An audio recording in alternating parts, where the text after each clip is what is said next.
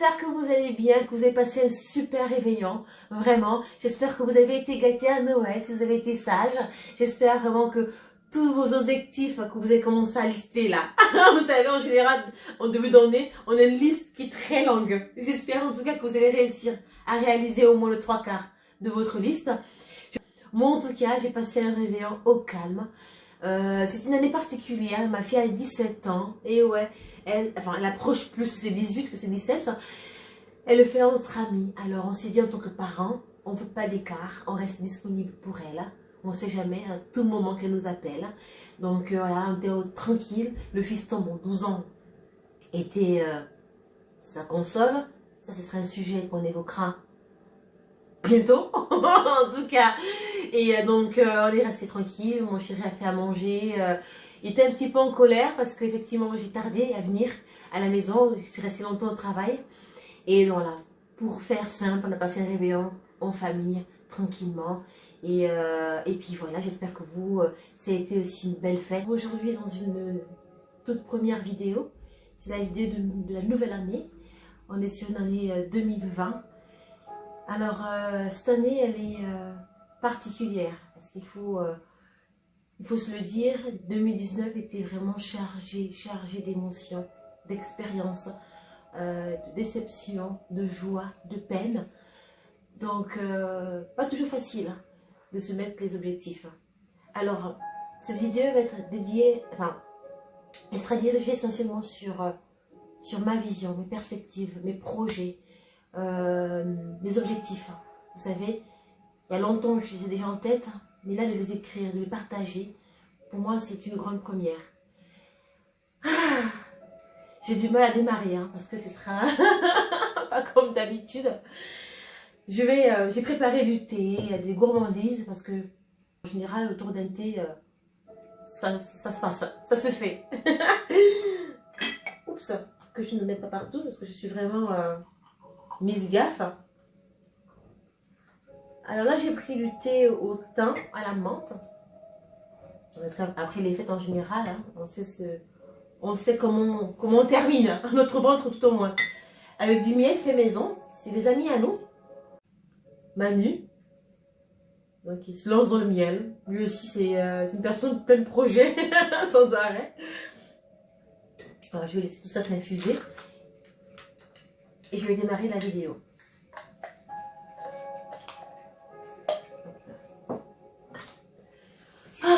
Alors, j'espère en tout cas que vous avez passé une très belle fête de fin d'année, que votre réveillon s'est bien déroulé, la famille autour de vous se porte à merveille.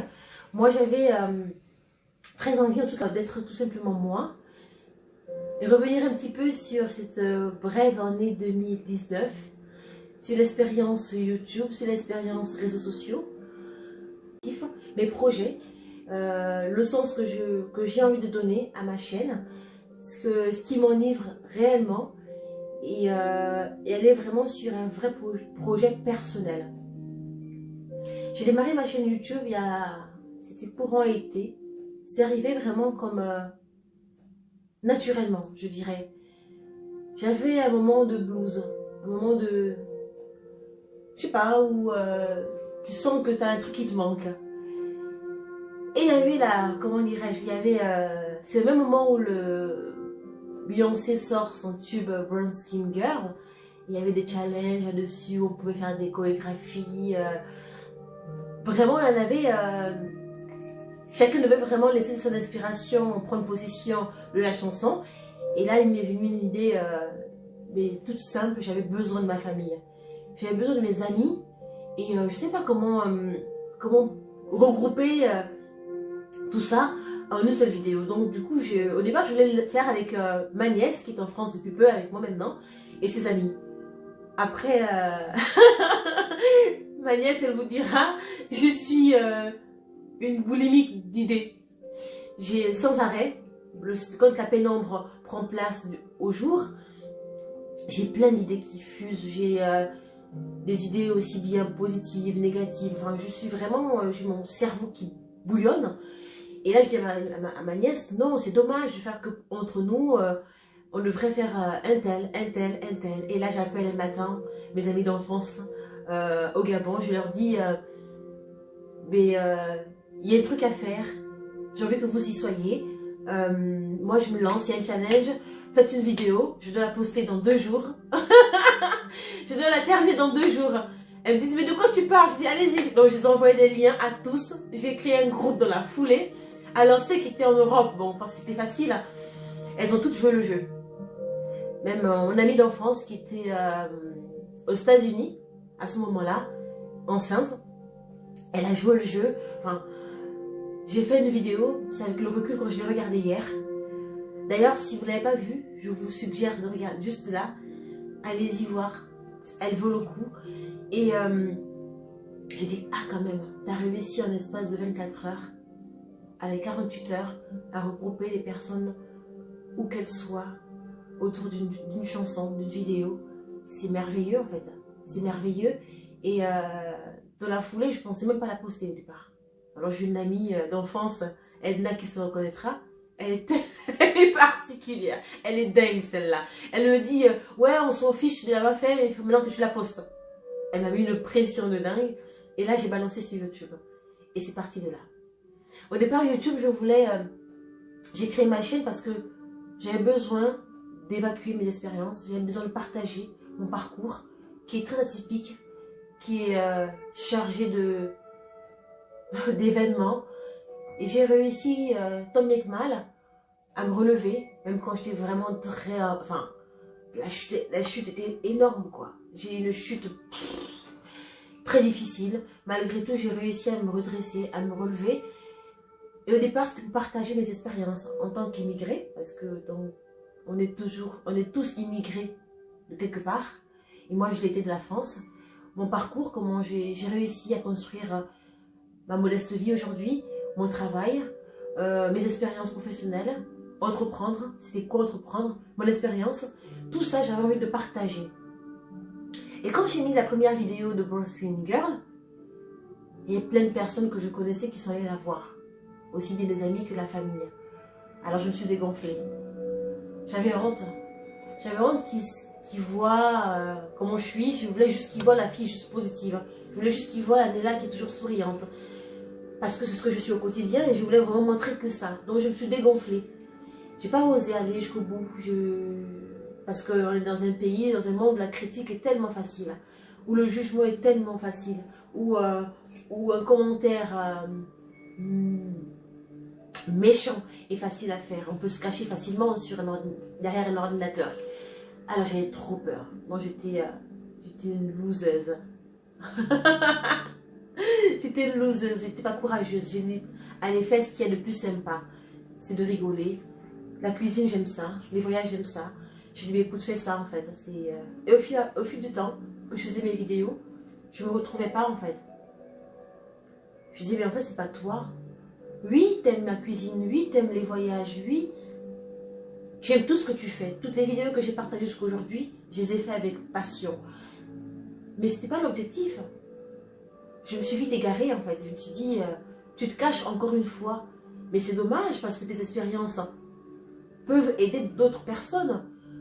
Ce que tu as vécu, comment tu t'es en sorti, quel outil tu as utilisé, quel organisme tu as frappé la porte pour qu'on puisse t'aider. Et ça a plus de sens que de faire ça a plus de valeur pour moi que de faire une vidéo où je fais un bon plat, voyez. Je continuerai à faire des vidéos de cuisine, je continuerai à partager mes voyages, je continuerai à partager les produits que j'ai testés, que j'ai essayés. Je continuerai à faire tout cela. Mais aujourd'hui, si j'ai besoin de cette vidéo, c'est pour vous dire que ma chaîne prendra un autre tournant. Et que j'ai envie d'aller jusqu'au bout de mes idées. J'ai envie de faire ce que j'aime faire réellement. Et le faire avec passion. Je ne dis pas que ce que j'ai fait ces dernières années n'a pas été avec passion, mais encore plus. J'ai un métier qui est... je fais une parenthèse que je vais fermer rapidement. Au départ, je voulais pas être coiffeuse. J'avais l'ambition d'être avocat. Au départ, je voulais être hôtesse de l'air. Plus précisément. Je voulais être hôtesse de l'air. Alors, j'ai vite compris qu'avec ma taille, j'irais pas loin. J'irais pas loin. Et j'ai vite compris qu'avec mon manque de langue multiple, c'était un véritable handicap. Alors, j'ai complètement mis une croix sur le projet d'être hôtesse de l'air. Et avocat. Quand je suis venue en France, j'avais ce rêve d'être avocat. Mon parcours, tellement semé d'embûches, tellement plein de choses, a fait que j'ai finalement eu la chance de découvrir le métier de coiffeuse, qui était un métier riche, passionnant, parce que c'est le seul métier finalement où on y sort heureux dans l'immédiat. Vous voyez, c'est un bonheur instantané, c'est une émotion qu'on vit sur le moment. Je vous dirais aussi, c'est aussi un métier où on est déçu dans l'immédiat, où on peut clairement aussi faire la tranche à sa coiffeuse dans l'immédiat. Donc, j'ai appris à l'aimer, j'ai appris à l'apprivoiser, j'ai appris à me parfaire, j'ai appris à me former. Et aujourd'hui, je suis entrepreneuse, vous voyez. C'est aussi un métier qui est rempli d'émotions, parce qu'on rencontre des différentes personnes avec des parcours douloureux, avec des expériences positives des fois et négatives d'autres. J'ai beaucoup de clientes qui m'écrivent, qu'on échange sur leur histoire personnelle. J'essaie du mieux que je peux avec mon recul de leur apporter mon expertise, mon expérience, mon encouragement, mes conseils. Je me suis dit, mais attends, pourquoi le faire en huis clos? Si Madame Intel a cette souffrance-là, je pense qu'il y en a d'autres qui l'ont aussi. Mais autant le partager au plus grand nombre. Et on a une plateforme comme YouTube qui permet de partager toutes ces expériences. Je me suis dit autant qu'elles servent à beaucoup de personnes. Alors oui, je vais être aujourd'hui en 2020 amenée à échanger sur des vraies histoires, des vrais sujets, des parcours semés d'embûches. Certaines clientes déjà en amont, je leur ai demandé si elles accepteraient d'échanger avec moi leur expérience. Et elles ont accepté, certaines. Donc j'ai hâte, vraiment hâte de partager ces moments avec vous. Et je sens que ma vie prend un tournant personnel. Vous savez, je suis convaincue que pour rendre les gens autour de soi heureux, il faut vraiment l'être. Et c'est un travail, être heureux. C'est pas juste parce que j'ai la possession d'une belle voiture, la possession d'une belle maison, la possession d'avoir l'impression d'avoir beaucoup d'argent qui fait de toi être heureux. Ou tout simplement se dire aussi, je suis dans une maison qui n'est pas forcément belle, pas forcément de l'argent pour dépenser à des voyages, que je suis malheureux. Non, c'est un travail personnel. C'est une manière d'être, c'est un état d'esprit. Et moi, j'ai décidé de continuer à cultiver le bonheur, de continuer à explorer ce que c'est la gratitude. Parce que pour certaines personnes, quand on parle de gratitude, on pourrait trouver ça ésotérique. En fait, c'est pas ésotérique, c'est juste une manière d'être, une manière de penser, et une manière aussi d'accepter le bonheur. J'avais peur que le goût de la fleur de miel, là, de la miel le miel millefeuille, au millefleur, dénature un peu le goût du thé. En fait, pas du tout. C'est très très bon. Bien évidemment, je vais continuer à parler avec vous, mais je ne prive pas de gourmandise. Ça, c'est aussi un couple d'amis qu'on a visité la semaine dernière et qui nous ont offert ces chocolats qui viennent de Dubaï. J'avais promis les goûter avec le thé. Là, Laura, Patou, big up à vous, merci en tout cas. Je prends le temps de déguster le super cadeau, en tout cas le chocolat de Dubaï.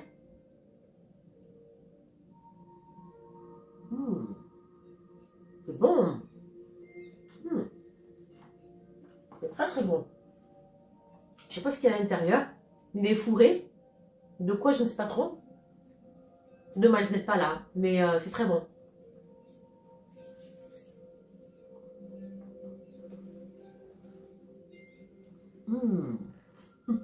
J'ai hâte de vous retrouver dans d'autres vidéos où les thématiques vont changer. Je partagerai toujours avec vous les vidéos de cuisine quand envie me prendra. Et mes vlogs. Et même les vlogs, c'est galère. C'est galère à monter.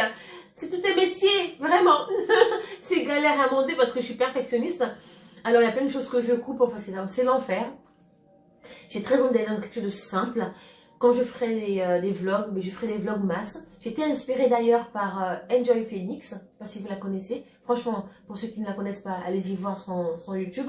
Bon, elle est là depuis au moins plus de 11 ans sur les réseaux, surtout sur YouTube.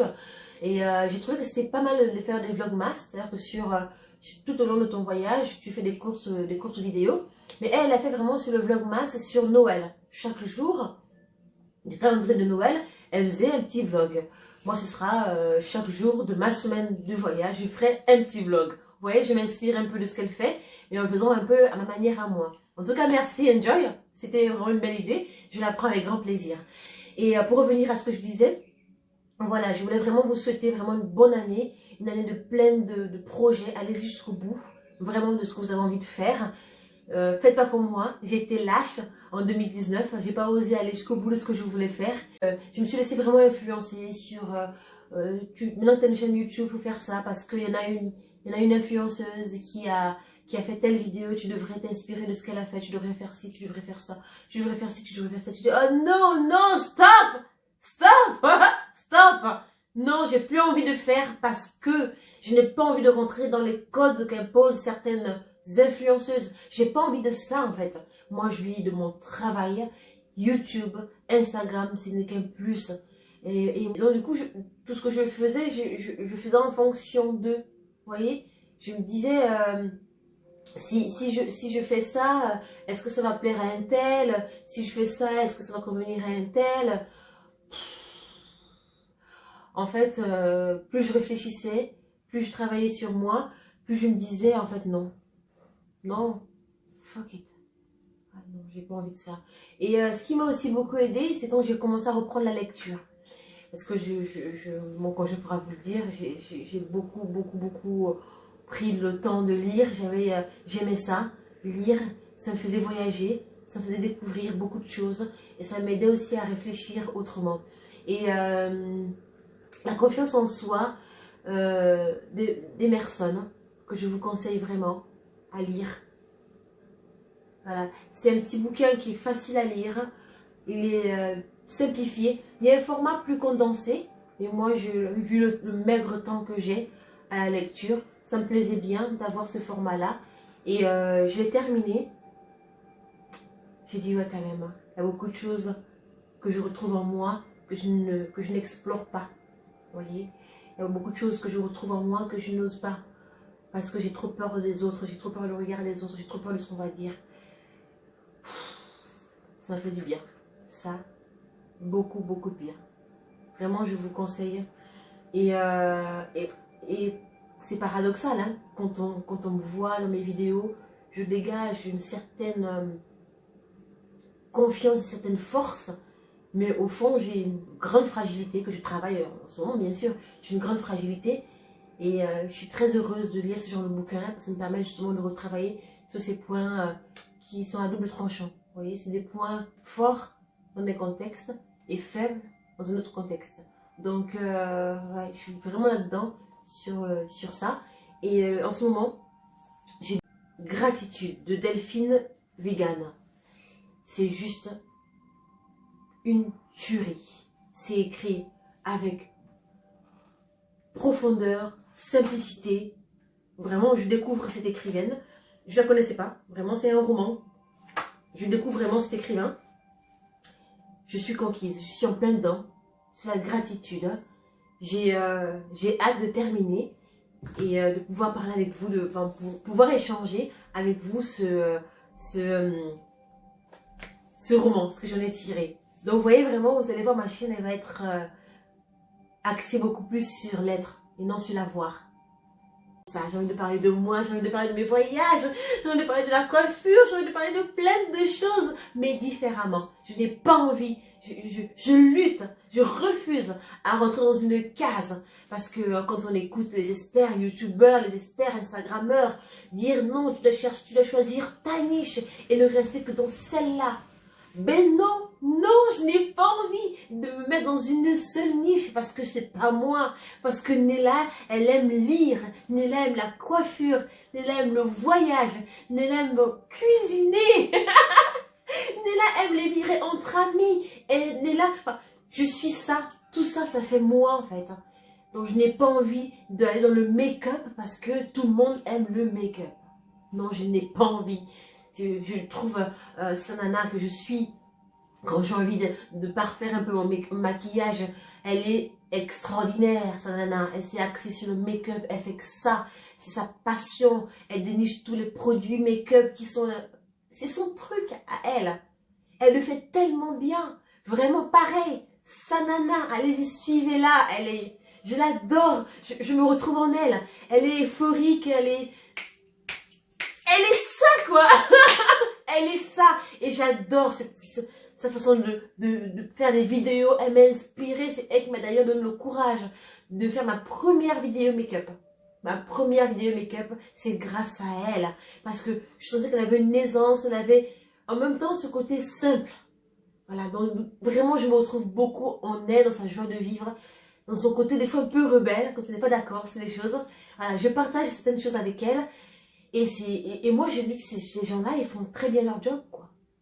C'est leur job, en permanence. Moi je suis maman, déjà c'est un job à plein temps. Je suis en plus coiffeuse, c'est un job à plein temps. Je suis une femme passionnée. C'est un sacré job en plein temps. Donc oui, vous allez voir mes vidéos, j'ai hâte. Oh, c'est vraiment l'émotion qui commence à m'habiter. Donc voilà, mais je ne vais pas vous garder plus longtemps. J'espère que vous avez passé un bon moment. Pour avoir été simple dans cette vidéo. Je sais que je suis d'une nature à aller dans tous les sens. J'espère que je ne l'ai pas trop été, vraiment dans la vidéo. Parce que moi, je suis quelqu'un comme ça. Je devrais d'ailleurs prendre exemple. Il paraît que l'idéal, c'est d'écrire ton sujet et de t'y tenir. Bon, moi, j'y arrive pas. Pour l'instant, moi, je parle comme ça avec vous, comme je parlerai avec des amis. Parce que je considère quand je parle avec mes amis, ma famille, mes proches, est-ce que je prends un stylo? Est-ce que j'écris sur une feuille? Non, je balance, ça vient comme ça, naturel. Et bien voilà, ma vidéo, c'est celle-là. Ça va un peu dans tous les sens. Je parlerai un coup de moi, un coup de pas moi, voilà. Mais au final, en résumé, je vous annonce qu'en 2020, mes vidéos vont être condensées sur l'être. Je partagerai davantage d'autres vidéos. Je ne serai pas axée dans une seule niche. Je suis désolée de décevoir ceux qui voulaient voir que le make-up ou que la coiffure. J'en ferai de temps en temps, mais ce sera divers et varié, comme au départ. Et j'espère vraiment que vos objectifs en 2020 comment vous y arriverez à les atteindre. Mais je sais que vous y arriverez. Continuez à positiver. Et je vous souhaite une excellente année 2020. Plein de bonnes choses. Et pensons toujours à ceux qui n'ont pas. Vraiment. Gardez ça en tête. Gardons ça en tête. Même si les fois on râle, on n'est pas content. Parce que des événements extérieurs nous ont perturbés, parce que le verre est mis dans un autre sens, parce que je voulais acheter une robe comme ça, mais finalement je ne l'ai pas acheté comme si. Toutes ces choses qui nous agacent au quotidien, elles ont lieu d'être. On ne doit pas les occulter. Par contre, on doit toujours garder en mémoire qu'il y en a qui n'ont même pas le luxe de se plaindre d'avoir l'eau potable. Oui. D'autres pays dans le tiers-monde, la question d'eau potable se pose encore. Nous, en ce moment, on se douche avec. On tire la chasse d'eau avec.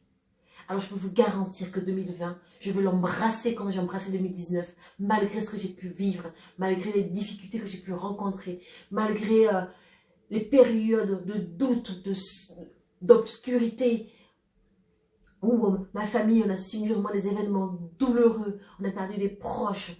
Et je peux vous dire que j'ai embrassé 2019 comme j'embrasse 2020 parce que j'ai la chance de pouvoir le faire. Et de me dire, j'ai encore l'espoir et la force de me dire, j'ai des projets. Voilà. Dites-vous bien ça. Purée, de quoi je me plains? Je peux encore me projeter. Il y en a plein qui n'ont plus la chance de se projeter. Encore moins la capacité de le faire. Alors, sur ces belles phrases, sur ces beaux mots que je ressens, que je vis, je vous transmets mon énergie et je vous dis, gardez la force et on va avancer ensemble. Et 2020, c'est pour nous. 2020, quoi qu'il se passe, on va réussir cette année et on va essayer de prendre le bon de ce qu'on a vécu en 2019. On va au maximum tirer les leçons de 2019 pour en faire 2020 une belle année. Les amis, je vous souhaite une merveilleuse et une excellente année 2020. À très vite. Bye bye.